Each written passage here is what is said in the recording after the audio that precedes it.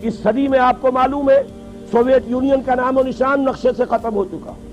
یہ تو چونکہ ابھی ریسنٹ بات ہے، سب کو یاد ہے. اس صدی میں پہلے گریٹ اوٹومان امپائر، عظیم سلطنت عثمانیہ، وہ سوویت یونین سے بھی بڑی تھی. سوویت یونین کا تو رقبہ بڑا ہے، اس کی نہ اتنی آبادی ہے، نہ اس کا علاقہ جو ہے زرخیز اتنا ہے. وہ تو ٹینڈرا کے میدان جو ہے ان کی وجہ سے آپ کو رقبہ نظر آتا ہے.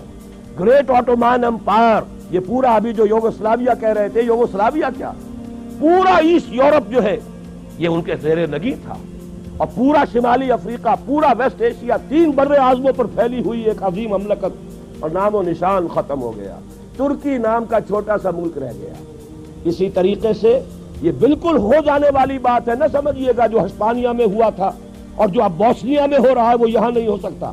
اس لیے کہ بھارت کے ہندو کا یہ ڈکلیئرڈ آبجیکٹو ہے کہ اس زمین کو پاک کرنا ہے. یہ نجس ہے، یہ ملچ ہے مسلمان، اور ان کو یہاں سے ختم کر کے دم لینا ہے. دیو رس کا ابھی ایک سرکولر شائع ہو چکا ہے.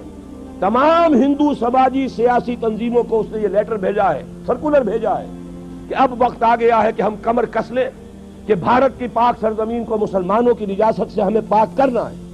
اور میں آپ کو یقین دلاتا ہوں کچھ تھوڑا سا رد عمل پاکستان اور بنگلہ دیش میں تو ہوگا، باقی پوری مسلم ورلڈ میں کوئی رد عمل نہیں ہوگا. میں گارنٹی، آئی اسٹینڈ گارنٹی، کہیں سے کوئی رد عمل نہیں ہوگا.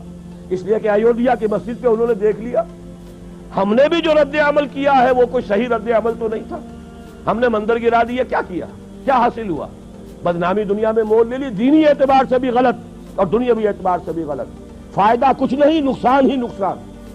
لیکن یہ کہ بنگلہ دیش میں ہو گیا، پاکستان میں ہو گیا، باقی پوری دنیا میں کسی نے یہ بھی نہیں کہا کہ یہ دوبارہ مسجد بن جانی چاہیے، ورنہ ہم اپنے تجارتی تعلقات ختم کر لیں. سفارتی تو بہت دور کی بات ہے، کوئی الٹیمیٹم وار تو بہت دور کی بات ہے، تجارتی تعلقات ختم کرنے کی بھی کسی ایک مسلمان ملک میں دھمکی نہیں. تو انہوں نے نبض دیکھ لی ہے کہ غیرت نام تھا جس کا گئی تیمور کے گھر سے. اور اگر بھارت میں یہ کچھ ہو گیا تو آپ یہ جان لیجئے بھارت کے جو عزائم ہیں، میں نے یہ چیزیں لکھی ہیں، پچھلی جمعے کو چھپ چکی ہیں. بھارت کے عزائم صرف بھارت تک نہیں ہیں. پراچین بھارت جس کے احیاء کا وہ خواب دیکھ رہے ہیں، اس میں افغانستان سے لے کر انڈونیشیا تک یہ تو ان کا ٹیریٹوریل کلیم ہے. جیسے گریٹر اسرائیل کا کلیم آپ کو معلوم ہے، اور جو گریٹر انڈیا ہے، مہابھارت افغانستان سمیت، افغانستان سے شروع ہو کر اور انڈونیشیا، یہ تو انڈیا اس کے نام کا جز ہے. اس اعتبار سے یہ تو ٹیریٹوریل ایسپیریشنز ہیں. جہاں تک ان کا تجارتی اور معاشی دباؤ ہے، وہ ایران اور عرب کو بھی اپنا حصہ سمجھتے ہیں، زون آف انفلوئنس سمجھتے ہیں. اور یہ زون آف انفلوئنس اب تقسیم ہوگا اسرائیل میں اور بھارت کے درمیان. ان کا گٹھ جوڑ جس تیزی سے بڑھ رہا ہے وہ آپ کے علم میں ہے.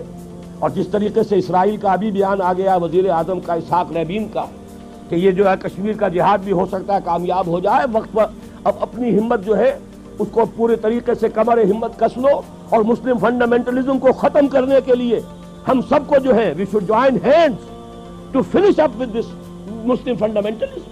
یہ سب کچھ ہو رہا ہے، یہ حالات ہیں. تو میں آپ سے عرض کر دینا چاہتا ہوں ان حالات میں کوئی تبدیلی نہیں آ سکتی. بات صحیح کہی ہے اور یہی میرا موقف بھی رہا ہے.